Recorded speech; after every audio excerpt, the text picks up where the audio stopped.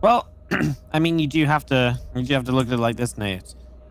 If your spray game is not on point against MCanning, you're basically already behind. So I like that Scarlett's come out with a strong strategy. She's showing up. It brings a lot of hope for this matchup. Definitely means Scarlett's got some feist in her, and yeah, okay, we'll see how it goes. Stargate coming through for MCanning. Do you think MCanning's just gonna play like super Stargate heavy like he's done previously last season? I kind of got that. I got a slight inkling that it might be something like that because he waited to start Warp Gate like a pretty significant amount of time. It was like Stargate and then the Stalker and the Adept and then Warp Gate started. Like all that other gas got spent before Warp Gate began, which is not like the craziest thing that's ever happened in the world, but it does kind of give you an impression of where the priorities are. Get the early units out to defend. There's just a string of sprays. I think this might be going for the demoralizing as well because, but the weird thing is if I was MCanning, I would just assume that it was something else because, I mean, let's be honest. I feel like nobody has ever, you can't really hate on MCanning. You know what I mean? This drone should never even still be here. It's literally here to spray. Welcome to American Starcraft. Priorities are in order. Why is there a drone on the other side of the map while you still have lings? Well, you see, you can't spray with lings. Still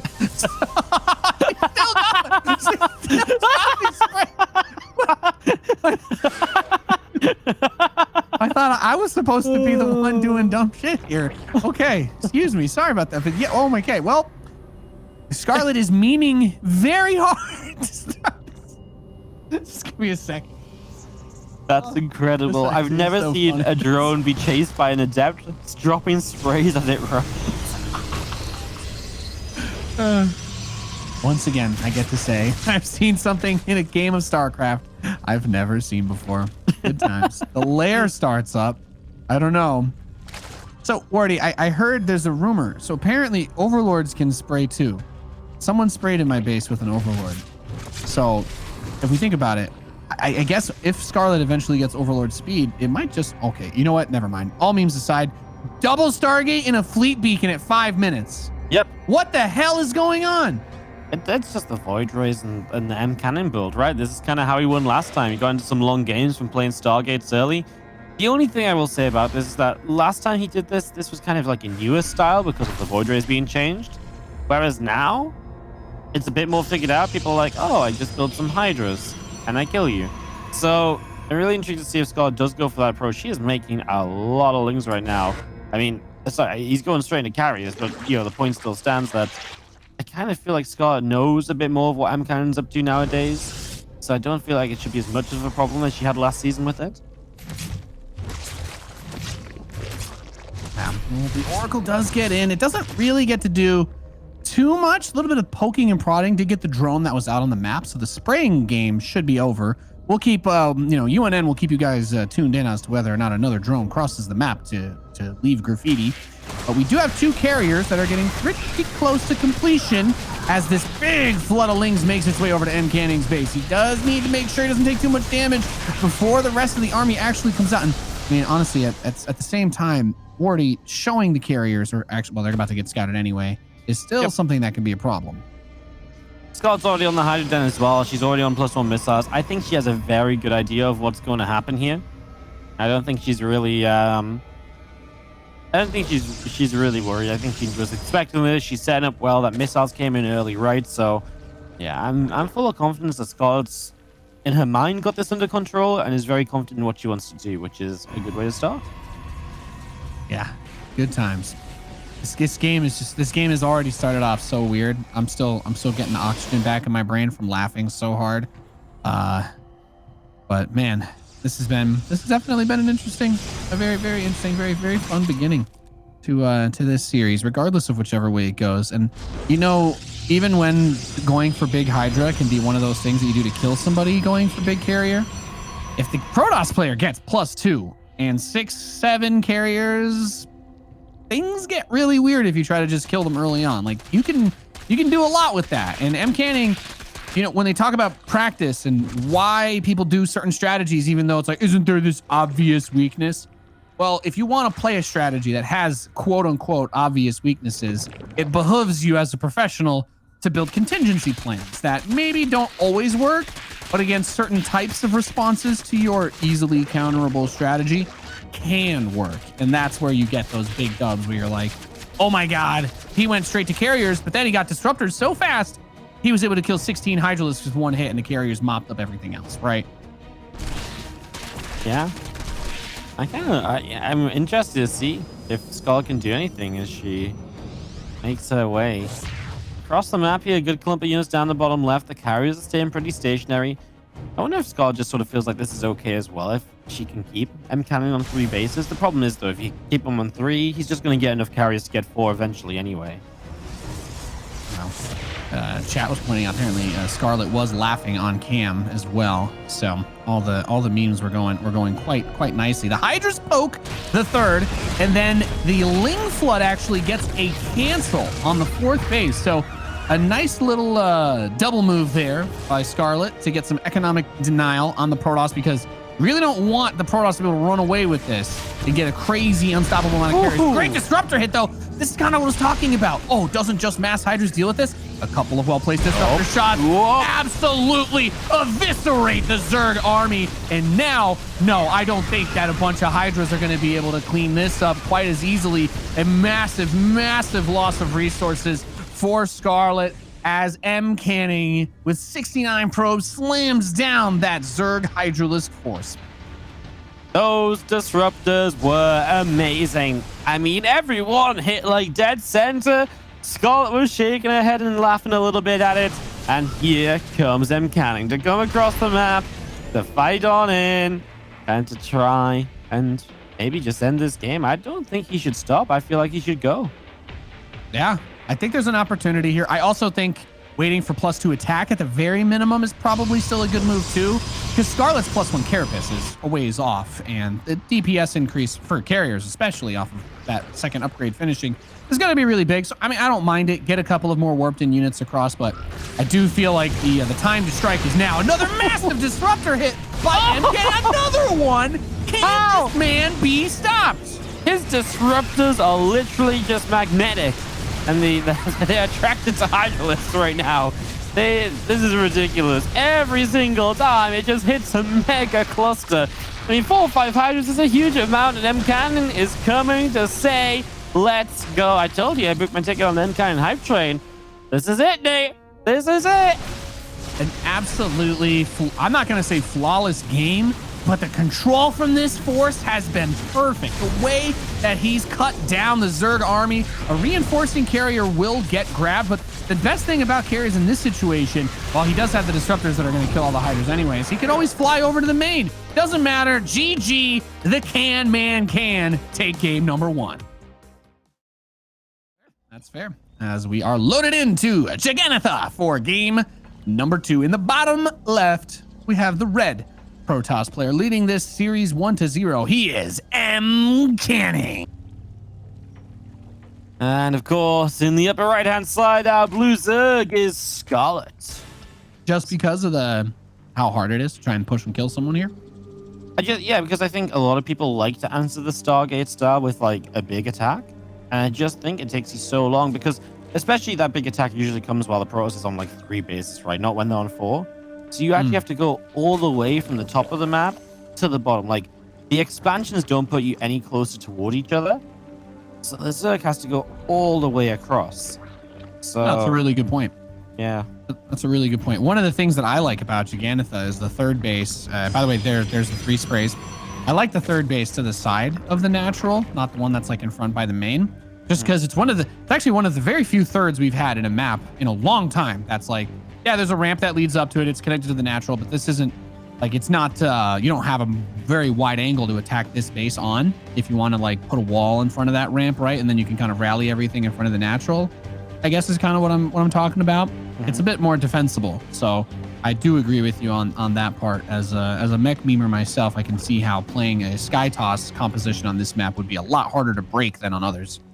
Yeah, no, I quite like this map, actually. You know, I know TvZ is a bit memey on it and a bit difficult if you play in bio, but the more I see of this map, the more I enjoy it compared to what I thought I would.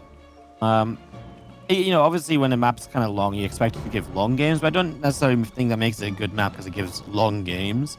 I feel like this map gives good long games because it gives you some good options in those longer games, and it's not every game on this map is 30 minutes long either, right? So yeah, I really like this. There's our Stargate coming down and canning. Again, there's the startup that we at least expect. We'll see if he makes any changes along the way. Yeah. I would love to see it again. I am not going to complain about that one bit at all. If we get more carriers coming out, that's exactly the kind of insane stuff that makes me want to watch NA Starcraft. And I do mean that seriously. I enjoy the variety. I like that guys like MCanning play on this type of stage and beat big players. And I know he hasn't been doing super hot in this group thus far, but I think that his ability to play a style and play in a certain type of way with a certain level of control that you don't really get good practice against this, right? Playing ladder, because even if you play people who try mass void rays or carriers rush or whatever, which a lot of people do, they're not MCanning, they're not making the smooth transitions into a disruptor that will kill all your hydras because you're like, oh, I can hit this timing, it's not quite as simple as, oh, I just do this one thing, because MCanning has kind of mastered, at least to some degree, based on that last map, what I was talking about in regards to what do my opponents think is the best answer to my strategy, and how can I punish them for trying that?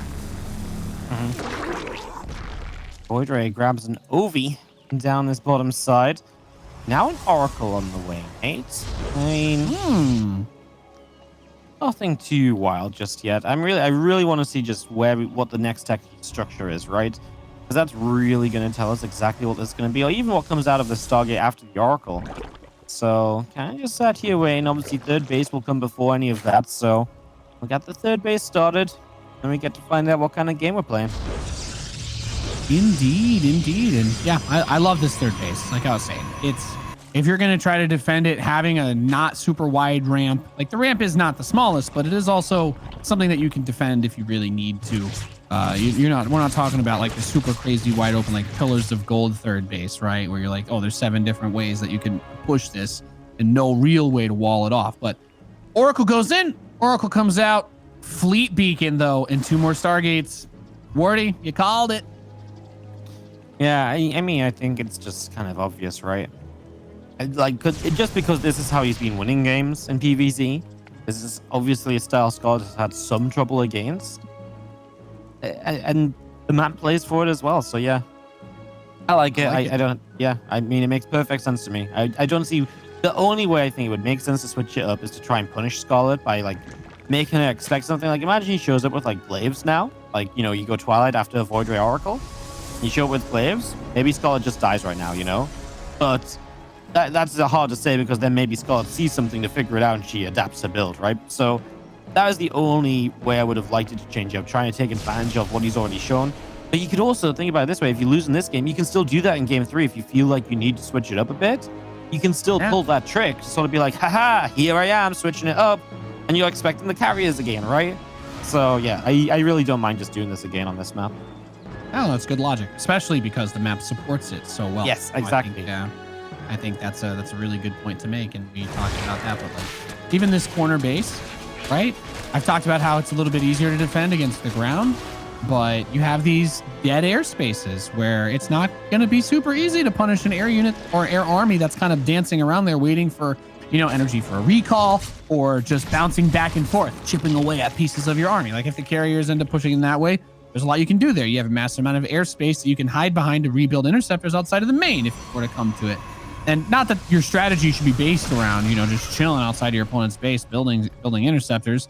But if you had to, on some maps you can't. And on this map, you can pretty easily. And he's going to mix in a couple more Void Rays this time around, which I do find a little bit curious. He must be expecting an attack sooner than he thinks he's going to be ready for, right? Yeah, maybe a little bit afraid of... Yeah, I'm trying to think what he's maybe seen. I mean, you make Void Rays because you're afraid of, like, a fast Spire. So maybe he's just afraid because right now, fast Spire isn't really a thing against this because people are going Void Rays usually. But because he goes straight at carriers, maybe feels he's a bit weak to that. So he's just covering his bases. But yeah, it's obviously it's not really going to do much for him right now. I think eventually it's okay. I mean, I don't really get it because he has a pretty good vision on what's going on now. So I think we're going to see more carriers. I think he was just afraid of something hitting like here now very quickly. Yeah, that's kind of what I was thinking, is just worried about another big push, but something that he wouldn't be able to build the next wave of carriers in time for. But that +2 attack starting up misses the warp in block on the mineral line, so a couple of probes should go down. I don't think that if you're Scarlett, you're really looking for something big to scout, except maybe the timing of the robotics bay, and she will see that it is only now just finishing. But does she feel like she has the time to make a big attack before disruptors actually come onto the stage? That's maybe a bigger question. She gets a cancel though on the 4th, while the carriers ran over to the natural, so at least a nice awareness of where those units were chasing the Zerglings. I mean, Scarlett's just playing this entirely differently, right? Straight in 89 drones. You know, she's not cutting workers to make an attack. She's very happy to play this longer game, so she's going to hit the hive. She is going to build, I guess, a couple of Vipers here, at least, and then we'll see what else she wants to do. I mean, eventually the Spire makes sense. You start getting the Spire upgrades, you start getting into Corruptors. Generally, when Scarlett plays these kind of games, you're in for a long, long game. So, you know, the 90 drones to me says this could be like 30+ minutes, because I don't really see Scarlett going so overboard on aggression that this game is going to, unless she like truly just breaks MCanning. She is getting 4 Vipers right now, and there's no High Templar. So there is a potential that if she gets some good yoinks, she could just delete all the carriers like very quickly, one by one, before disruptors become a problem, as I say that. Okay, well, no, there you go. There's the disruptor denial. So she's being very bold out on the map, but kills the disruptor. You really, if she had been able to kill that +2 attack, that would have actually been potentially this game ending. Carriers are going to be absolutely worthless if they can't be ahead on upgrades, or at least even in like an end game 3-3 situation. Like the damage they get from those upgrades is just wild. And there it is. There's the big denial. So you're in a really awkward spot now. You're going to start just 1. You're going to get 2 cybernetic scores this time around, maybe, just in case. Yeah, 2. I like it. If she can keep this 4th base cancelled as well, then MCanning's just in trouble. You know, last game he didn't really need the 4th base because the game ended before the 4th base really kicks in. But this game's not going in that direction, right? So the longer she denies that 4th for, the slower MCanning is to max, the longer he is to build up a bank, and that's a pretty big deal. And now here are the Vipers. There's 4 of them. They have enough energy for 2 yoinks each. One of them might be just 1, but there's a disruptor pulled and not quite pulled in the best spot, so it does need a second yoink for it. But unless you can force a big fight where everything can fight at once, like that's what the Viper's really good at. They chip away. And when you duct the disruptors, it actually cancels their Nova.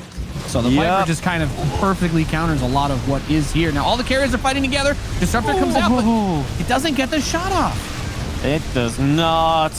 Yeah, these hiders are probably going to get cleaned up. Well, actually, you know what? No, they're not, because there's no interceptors left, Nate. Yeah, there's no interceptors left. Just as I was kind of like, oh, yeah, you know, these hiders are going to get cleaned up as Scarlett's rebuilding. No interceptors. With no interceptors, there's just nothing you can do. And Scarlett actually does go a lot more aggressive than I thought she was going to be, but I guess it makes sense with the denial she had on the 4th base again and again, and I'm kind of again. That is the biggest question of all, as we have in the bottom right, tying things up after the last game. Great adjustments on her part. She is the blue Zerg. She is Scarlett. Taking on in the upper left-hand side, our red Protoss. Can he do it? It's MCanning. Yeah, there's definitely kind of some ways to switch it up. I would like to see that. He might just go straight up carriers again. He thinks he can fix what he went wrong last time. I think it's good to do something different at this point. Yeah, I'm not going to disagree with you there.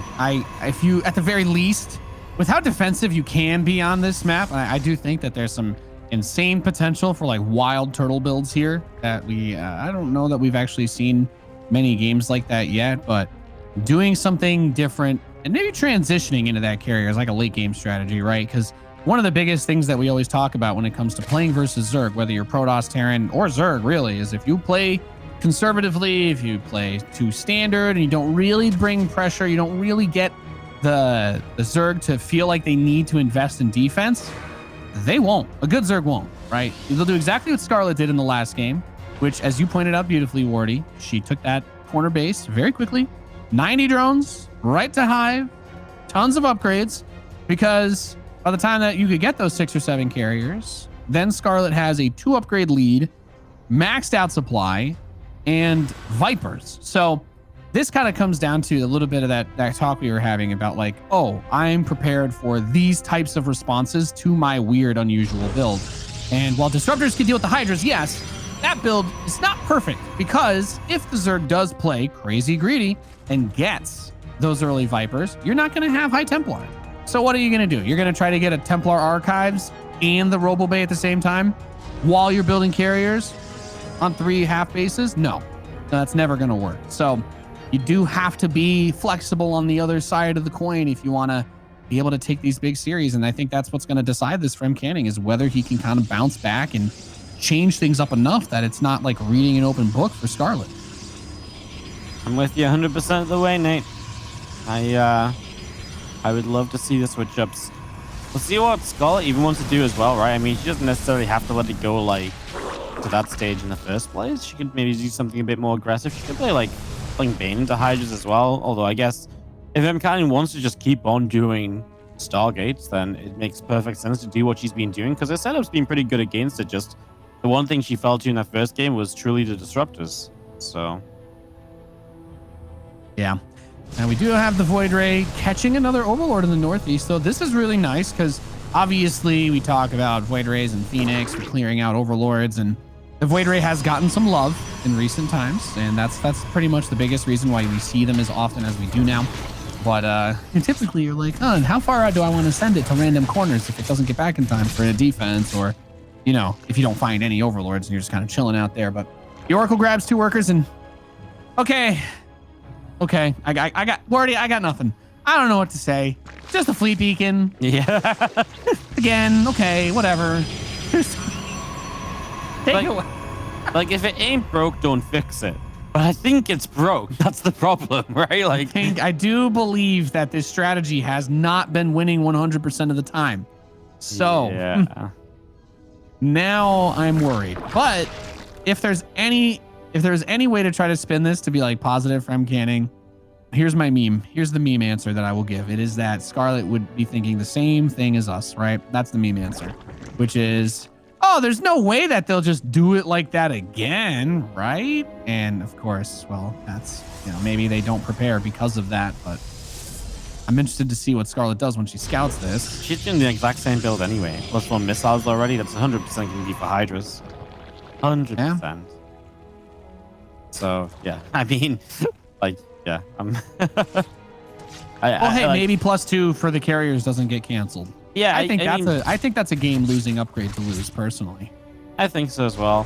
I mean, I like Scarlett this time Infestation Pit right away as well, right? So she's just going to go to Hive right away and just go to Vipers. And I want to believe that there's a way to beat that, but like, I just feel like it puts Scarlett in perfect position to start shutting MCanning down. And you know what might be cool? If MCanning doesn't go Disruptors, what if he goes Storm behind these carriers? Because then he has feedback for the Vipers as well. And then he's got Storm for the Hydras instead of the Disruptors. Yeah, it's not that instant kill effect, but it's good enough. It's something to help against the Hydras. I think it costs too much. I think the cost is too much. The maintenance cost, at least, for the... I mean, you need to have several of them. They need to build up a lot of energy over time. They're way more vulnerable. They have a lot less health than a Disruptor, right?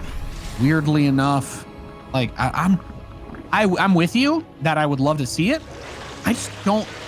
If Scarlett hits the same timing as the last game, I don't know that there can be carriers with +2 in large enough numbers to win the fight, and enough Templar with energy to back them up to not be, you know, as easily thwarted by the Vipers.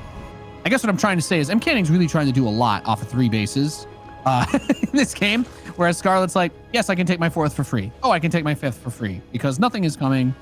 I don't have to worry about anything until MCanning has like inconceivable number of carriers that I will probably attack before he has. So I feel like that you take all the pressure off the Zerg. Do you think the Void Rays didn't exactly help either as well? Like, because he's doing it again. No, they don't. They're useless. Yeah. In a real fight, they're completely worthless against everything. Like, even when people are like, oh, aren't they good against Corruptors? I'm like, yes, if you can get the Corruptors to not shoot the Void Rays, because the Corruptors do burst damage, right? Void Rays are all about DOT. They don't do a high amount of damage. They just attack very quickly over time.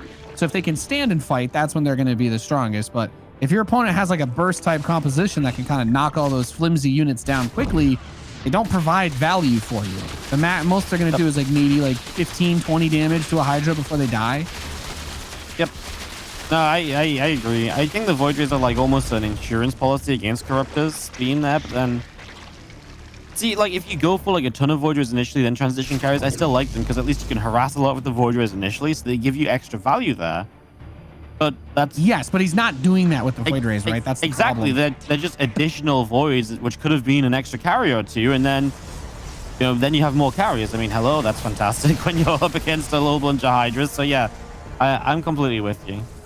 It's definitely not... It's definitely something that isn't helping. I mean, Scarlett, she goes double Spire against the exact carbon copy setup of last time, and because of that, I'm kind of a believer. Obviously, there's still +2 attack on the Cyber Core coming up for those carriers. So this time we will have that. So we'll see if that makes enough of a difference. But otherwise, yeah, I mean, even if that makes enough of a difference, I still love that Scarlett has the Spires behind this to get ready to go for the massive Corruptors against those carriers.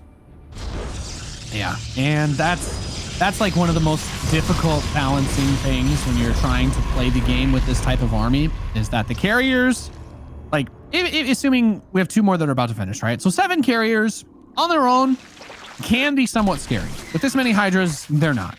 This many carriers, if the Hydras attack into them with like 3 or 4 cannons and 5 or 6 batteries, then the carriers are very scary, right? So it kind of, you need to be able to control the rules of engagement when you play this style, that you can have that backup, or you need to initiate the fight with like a big grab. Either the Zerg isn't looking, or they don't get the abducts off in time. You get a disruptor shot in the middle of the mass, kind of like how the defense was done in game number 1. But Scarlett is going to make her first move forward, and when you try to take this base, this is definitely... Oh, she killed her own overseer. Sorry, I completely lost my train of thought. But yes, Scarlett's goal should just be to contain.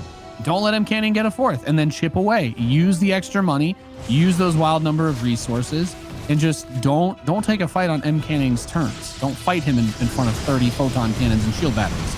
There you go. Yep. Perfect abduct, easy deletion, and this is why Vipers are good units, bro. Yep, this is why I just would have liked to see the high tempo. Because the Disruptors, they're great against the Hydras, but they just don't do anything here against carriers, right? Oh! Well, those Disruptors get in that. I mean, I don't know how they resource-wise, not even close. That's resource-wise not even close, though, to what? But MCanning just lost in terms of... It's like, is the aren't resources lost tab say that it's even? Yes, but losing a couple of carriers is far worse than losing a couple of Hydralisks. Especially when you've been on 90 drones the entire time. Still 12 workers up. Yeah. Well, Scarlett, if MCanning sits back long enough, or Scarlett gets bored and doesn't want to attack for whatever reason, then, you know, could approach some serious levels of resources banked up. Because look, she's eaten her whole half the map by now. She's got all the bases. Yeah. It's kind of rough, isn't it? Yoink. Have ducked in. Corruptor's gonna have a good time there. Takes down a carrier. Yeah. I mean, this is just gonna be repeat, repeat, repeat. Now we've got a storm on the way. I mean, you need that as well, though, against the Corruptors, right? Because now you just, you need storm voids, and then the storms on the Corruptors can help the carriers to fight them too. So I think that's pretty important. Is this the first Zealot run by we've seen versus a Zerg today? I think this might be. I feel like it might have been, right?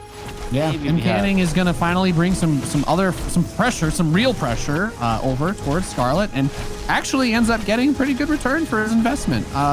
Kills quite a few of the drones on the east side, almost kills this base. There is a disruptor here. I do not know why. I think it's about to just die. Yes. Oh, no. Okay, well, there you go. Nice exit frags. Yeah, so something extra done, some drones go down, but Scarlett's still just sat on 92 workers, so not really much of a problem right now.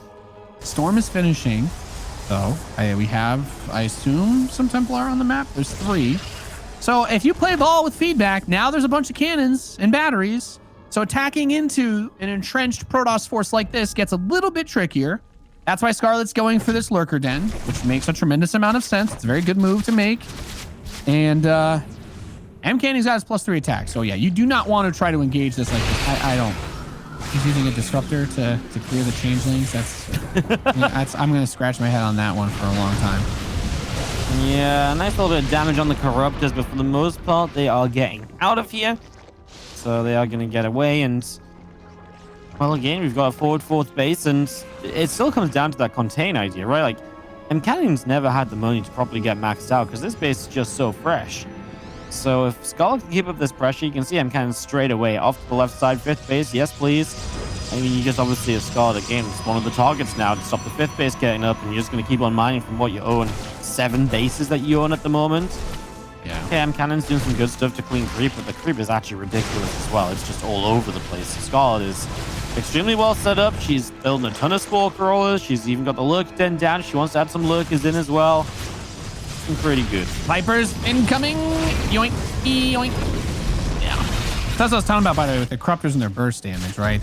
If they get the chance to shoot, whatever they're going to attack will just die in the first volley, and then the corruptors can always retreat, which makes it so difficult to try and engage them, because it's just that burst damage versus DOT. The carriers, the void rays, they need time to kill this stuff, but the Vipers are eliminating the ability for MCanning to actually have a real fight with his full force. And now that he's been building void rays because he's scared of corruptors, he's only got 5 carriers. So, I don't know. All you need to do is keep the lurkers alive while they kill everything, right? And then that should do it. So we'll see. We'll see how this one plays out, because the Vipers, we need to keep in mind, also have Parasitic Bomb, which as the number of void rays increases, the Vipers become more cost effective with that Parasitic Bomb, because each one will hit more units. Few Hydras around the side, gonna get a couple of cannons. Voids are coming through, and an Overseer gets picked off. As we do have our disruptors will not land. I mean, look at this spore crawler forest that Scarlett has set up with lurkers in amongst all that. Obviously, MCanning isn't really set up to attack anyway, but even if he tries to, all that defense is a huge problem. You've got to get through all of that, and we're finally getting kind of our late game that we maybe expected in this series because of the way MCanning likes to play with the Stargates, but I gotta say, I don't feel like it felt good for MCanning this entire time. Yeah. It's like he's kind of been able to do what he's wanted to do, but he's never been able to max out, and now the economy is being threatened again, and with the lurkers, like they are always going to be a big factor now. The Vipers come up, bunch of big abducts. Yes, you can feedback them while the tongue is out. That does not cancel the abduct itself.